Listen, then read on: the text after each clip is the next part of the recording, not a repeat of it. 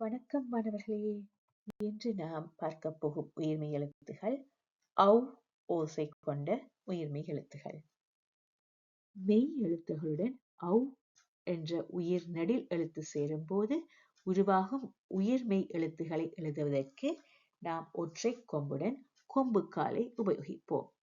ஒற்றை கொம்பு, கொம்புக்கால் என்னும் இரு துணை எழுத்துகளையும் நாம் ஏற்கனவே எழுத கற்றிருக்கின்றோம்.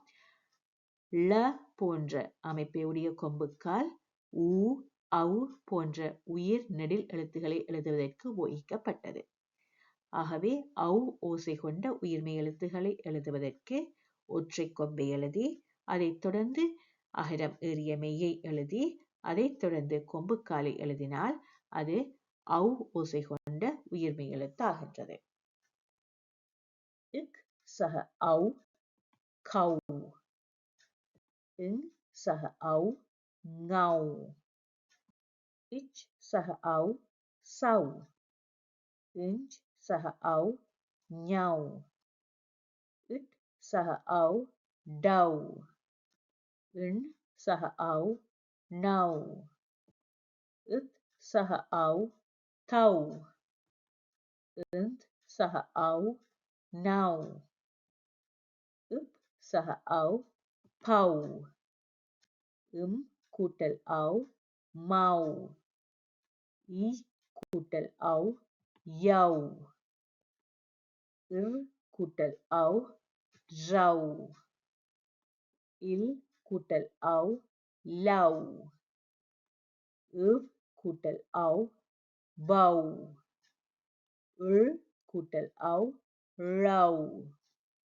இல் சக ஔ, லௌ. இட் சக ஔ, ரௌ. இன் சக ஔ, நௌ.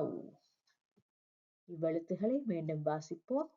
கௌ, ngௌ, சௌ, ஞௌ, டௌ, நௌ, தௌ, நௌ, பௌ, மௌ, யௌ, ரௌ, லௌ, வௌ, ரௌ, லௌ, ரௌ, நௌ.